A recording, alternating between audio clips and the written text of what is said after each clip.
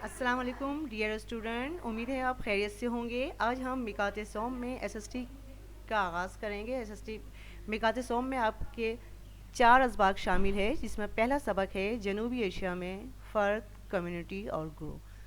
دوسرا چیپٹر ہے خود انتظامی، اس میں ایک عنوان لیں گے ہم حکومت۔ تیسرا ہے اشیاء کا انتخاب، اور چوتھا چیپٹر ہے اشیاء اور خدمات سازی۔ آج ہم اپنے فرسٹ چیپٹر کا آغاز کریں گے، جس کا عنوان ہے جنوبی ایشیا میں فرد، کمیونٹی اور گروہ۔ جنوبی ایشیا ایشیا کا وہ ریجن جو 8 ممالک پر مشتمل ہے، اس کے فرد، اس کی کمیونٹی افراد کا وہ گروہ جو یکساں ویلیوز کی وجہ سے یکجا ہوتا ہے۔ معاشرے کا ہر فرد کمیونٹی کا رکن ہوتا ہے۔ گروہ 2 یا 2 سے زیادہ افراد کا مجموعہ ہے، اسے کہا جاتا ہے گروہ۔ یہ باب جنوبی ایشیا کے باشندوں سے متعلق ہے۔ یہ یہاں کے لوگوں کی منفرد خصوصیات اور انہیں الگ حیثیت دینے والی شناختوں کی وضاحت کرتا ہے۔ جنوبی ایشیا کی تہذیب دنیا کی ہزاروں سال قدیم تہذیبوں میں شمار ہوتی ہے۔ 15ویں صدی تک ایشیا کو اس کی ٹیکنالوجی اور ثقافتی ترقی کے حوالے سے پہچانا جاتا تھا۔ جنوبی ایشیا کے باشندوں نے شہر دریافت کیے، نئی ریاستیں قائم کی اور تجارت کی نئی راہداریاں یعنی راستے بنائے۔ منفرد خصوصیات جنوبی ایشیا کی جو ثقافت ہے، جو ان کی خصوصیات ہے، یہ ان کی شناخت ہے، وہ دنیا میں بڑی کافی نمایاں ہے۔ جنوبی ایشیا کی تہذیب دنیا کی ہزاروں سال قدیم تہذیبوں میں شمار ہوتی ہے، یعنی جنوبی ایشیا کی تہذیب کا شمار دنیا کی قدیم ترین تہذیبوں میں ہوتا ہے۔ 1500 تک ایشیا کو ان کی ٹیکنالوجی اور ثقافتی ترقی کے حوالے سے پہچانا جاتا تھا، یعنی اتنی منفرد ان کی ثقافت تھی اور اتنی مشہور ثقافت تھی جو ان کی الگ سے ایک پہچان تھی۔ جنوبی ایشیا کے باشندوں نے شہر دریافت کیے، یہ ان کا کارنامہ تھا۔ جنوبی ایشیا کے رہنے والے جو لوگ تھے، انہوں نے کئی شہر آباد کیے، راہداریاں، راستے بنائے اور تجارت کی نئی نئی راہیں ہموار کی۔ اس چیپٹر میں ایک ٹاپک ہے گروپ۔ گروپ 2 یا سے زیادہ افراد کا مجموعہ ہوتا ہے۔ 2 سے زیادہ جو لوگ ہوتے ہیں، وہ اگر اکٹھے ہوں، جمع ہوں، ان کا مجموعہ ہوتا ہے، اسے ہم کہتے ہیں گروپ، جس کی منفرد خصوصیت ہو۔ وہ گروپ کہلاتا ہے جس میں جن کی خصوصیات منفرد ہو، یعنی کسی بھی کوئی خصوصیات کی وجہ سے جو ہے کوئی گروپ بنتا ہے۔ یہ وہ لوگ ہیں جن سے ہماری اقدار یعنی ویلیوز اور معیار میں یکسانیت ملتی ہے، یعنی ان کی ویلیوز جو ہے وہ یکساں ہوتی ہے، جس کی بنا پر وہ گروپس بناتے ہیں کسی بھی معاشرے میں۔ اب یہ گروپ چھوٹے بھی ہو سکتے ہیں اور بڑے بھی، رسمی بھی ہو سکتے ہیں اور غیر رسمی بھی۔ یہ کسی کالونی میں رہنے والے بھی ہو سکتے ہیں، طلبہ کا کوئی گروپ بھی ہو سکتا ہے۔ کچھ حوالے کے طور پر خاندان بھی ایک گروپ ہے، ٹھیک ہے، خاندان میں جہاں مشترکہ خصوصیات پر عمل کیا جاتا ہے۔ ایک کلاس کے طلبہ اور کرکٹ ٹیم بھی ایک گروپ ہو سکتی ہے، کیونکہ ان میں بہت سی باتیں یکساں ہوتی ہیں۔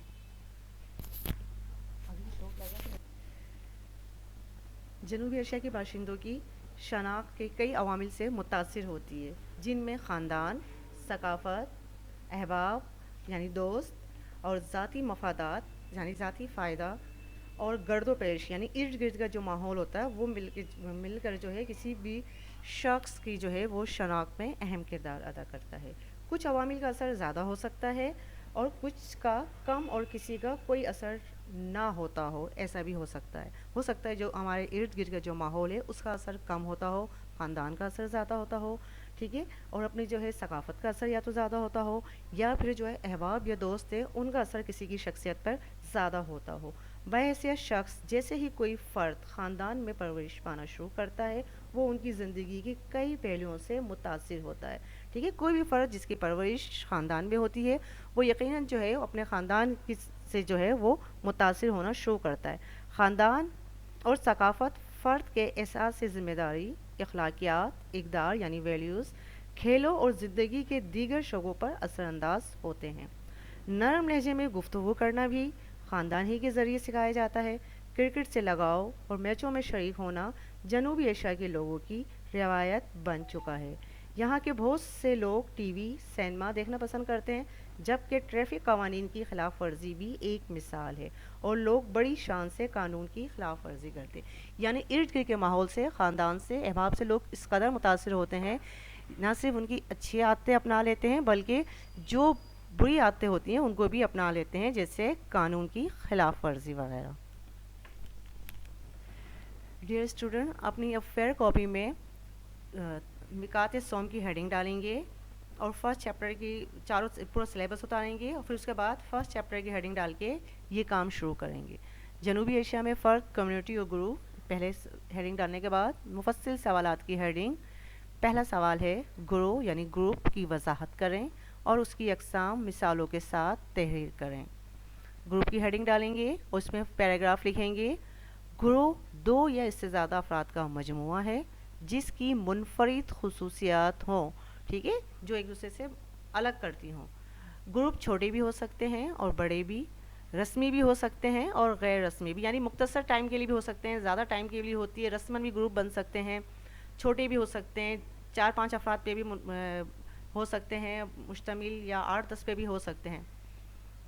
یہ کسی کالونی میں رہنے والے بھی ہو سکتے ہیں اور طلبہ کا کوئی گروہ بھی ہو سکتا ہے. کچھ حوالوں کے طور پر خاندان بھی ایک گروپ ہے جہاں مشترکہ خصوصیات پر عمل کیا جائے، کیونکہ خاندان کی مشترکہ خصوصیات ہوتی ہیں تو اس کی وجہ سے وہ خاندان بھی گروپ ہو سکتا ہے. ایک کلاس کے طلبہ اور کرکٹ ٹیم بھی ایک گروپ ہو سکتی ہے کیونکہ ان میں بہت سی باتیں یکساں ہوتی ہیں. اس کے بعد گروہ کی اقسام. پہلی قسم ہے ابتدائی گروہ، ٹھیک ہے. ابتدائی طور پر جو گروپ بنتے ہیں، ابتدائی گروہ ایک دوسرے کے بہت قریبی ہوتے ہیں. وہ روایتی طور پر تعداد میں مختصر لیکن دیر پا ہوتے ہیں. یہ تعداد میں تو ان کی تعداد تو کم ہوتی ہے لیکن یہ کیا ہوتے ہیں، کافی دیر تک ساتھ رہنے والے ہوتے ہیں، زیادہ ٹائم کے لیے بنتے ہیں گروپ. اس کے اراکین اپنے گروہ کے ساتھ ذاتی تعلق کا گہرا احساس رکھتے ہیں. اس گروپ میں جو افراد ہوتے ہیں وہ ایک دوسرے کے ساتھ جو ہے ذاتی تعلق کا بڑا احساس رکھتے ہیں. مثال کے طور پر، مثال آپ کا خاندان جو آپ کے والدین اور بہن بھائیوں پر مشتمل ہے، وہ اس کی اہم مثال ہے. قریبی دوستوں کے گروہ کو بھی ابتدائی گروہ کہا جا سکتا ہے، ان میں بھی بڑا احساس ہوتا ہے، ٹھیک ہے، آپس میں بڑا گہرا احساس ہوتا ہے. دوسری قسم ہے ثانوی گروہ، یعنی دوسرا گروہ جو ہوتا ہے ثانوی گروہ معاشرتی گروہ کی ایک قسم ہے.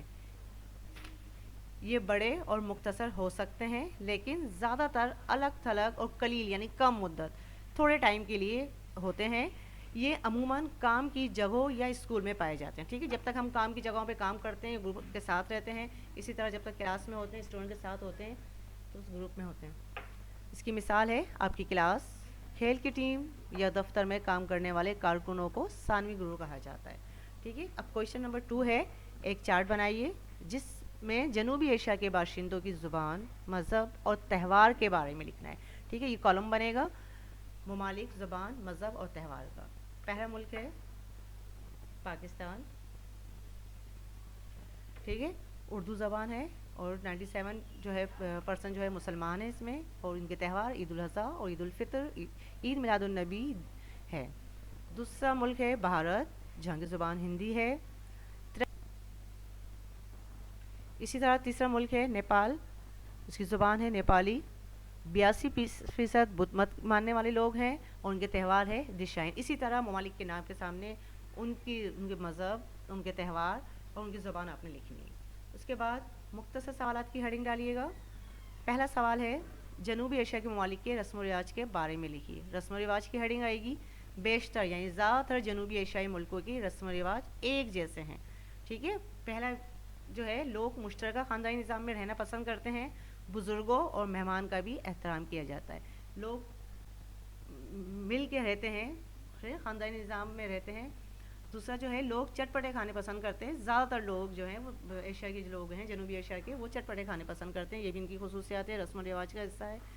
تیسرا ہے کھیل بہترین تفریح سرگرمی ہے، ٹھیک ہے. تفریح کا ان کا ذریعہ جو ہے وہ زیادہ تر کھیل ہے. اور مذہبی مقامات کی زیارت کو اہمیت دی جاتی ہے جنوبی ایشیا کے ممالک میں زیادہ تر. دوسرا سوال ہے کمیونٹی کسے کہتے ہیں. ابھی سمجھایا آپ کو کہ کمیونٹی کیا ہوتا ہے. کمیونٹی کی ہیڈنگ ڈالیے گی، اس میں یہ پیراگراف لکھیے گا. کمیونٹی ایسی معاشرتی اکائی ہے جس کی اقدار یعنی ویلیو یکساں ہو یا وہ کسی ایک جغرافیائی خطے، گاؤں یا قصبے میں واقع ہو. معاشرے کا ہر رکن کمیونٹی کا رکن ہوتا ہے. تیسرا سوال ہے ان اثرات کی وضاحت کریں جو شخصیت کو شناخت دیتی ہے، ٹھیک ہے. وہ کون سے اثرات ہوتے ہیں کسی بھی شخصیت پہ جو اس کی شناخت بن جاتی ہے، پہچان بن جاتی ہے. جنوبی ایشیا کے باشندوں کی شناخت کئی عوامل سے متاثر ہوتی ہے جن میں خاندان، ثقافت، احباب، ذاتی مفادات اور گرد و پیش کا ماحول شامل ہے. کچھ عوامل کا اثر زیادہ ہو سکتا ہے، کچھ کا کم. کویشچن نمبر 4 ہے جنوبی ایشیا کے ممالک کے افراد میں پائی جانے والی مشترکہ خصوصیات کی نشاندہی کریں. ایک جیسی خصوصیات کون سی ہوتی ہے جنوبی ایشیا کے افراد میں جو پائی جاتی ہے؟ خصوصیات کی ہیڈنگ ڈالیں گے آپ. اور جنوبی ایشیا کے ممالک میں کئی طبقات ہیں جن کی خصوصیات، معیار اور رویے منفرد ہیں. جنوبی ایشیا زبان، روایات، رسوم، اقدار اور عقائد کے حوالے سے بہت زرخیز ہے. اگرچہ ان میں عقائد اور اقدار کو سمجھنے اور ان پر عمل پیرا ہونے میں کچھ اختلافات بھی ہیں، پھر بھی وہ زمین مشترک ہونے کی وجہ سے ایک دوسرے سے جڑے ہوئے ہیں. کوشچن نمبر 5 ہے، اس کردار کی وضاحت کریں جو ایک فرد کسی گروپ میں رہ کر ادا کرتا ہے. کردار اور ذمہ داریاں، یہ ہیڈنگ ڈالیں گے آپ. اس کے بعد آپ نے یہ پیراگراف لکھنا ہے. ہم بحیثیت فرد جن گروہ سے تعلق رکھتے ہیں ان میں ہمارا کوئی مرتبہ ہوتا ہے اور ہم کوئی کردار ادا کرتے ہیں. معاشرہ ہم سے توقع کرتا ہے، مثلا ماں اور باپ کا ایک مرتبہ ہے اور اسی مرتبے کی بنیاد پہ انہیں اپنے بچوں کے متعلق کردار ادا کرنا ہوتا ہے جس میں ان کی دیکھ بھال، تعلیم، رہنمائی اور تحفظ شامل ہے. ایک اور مثال بچوں کی ہے جن سے توقع کی جاتی ہے کہ وہ اسکول جائیں، سب کا احترام کریں، گھر اور اسکول میں سب سے اچھا سلوک کریں، یہی ان کا کردار ہوتا ہے. کوشچن نمبر 6 ہے، گروپ میں احساس تعلق کی اہمیت بیان کریں. اہمیت کی ہیڈنگ ڈالیں گے آپ. پہلا پوائنٹ ہے، گروپ سے تعلق آپ کی اپنے آپ سے محبت کو بڑھاتا ہے. نمبر 2، گروہ سے تعلق اخلاق کی حمایت کا احساس دلاتا ہے. نمبر 3، گروہ سے تعلق ارد گرد کی دنیا کو سمجھنے میں مدد دیتا ہے. نمبر 4، گروہ سے تعلق زندگی میں رہنمائی کر سکتا ہے. کوشچن نمبر 7 ہے، انفرادی حقوق سے کیا مراد ہے. انفرادی حقوق کی ہیڈنگ ڈالیں گے. انفرادی حقوق وہ ہیں جو ہر فرد کو ذاتی حیثیت میں حاصل ہوتے ہیں، جن میں زندہ رہنا، تعلیم حاصل کرنا، حق مذہب، حق رائے دہی اور حق روزگار شامل ہیں. اس کے بعد یک لفظی جوابات. اچھا بھائی، اب آپ یک لفظی جوابات کی ہیڈنگ ڈالیے اور کوشچن کے ساتھ ان کے آنسر اتاریے صفائی کے ساتھ. اللہ حافظ. امید ہے کہ آپ لوگ خیریت سے ہوں گے.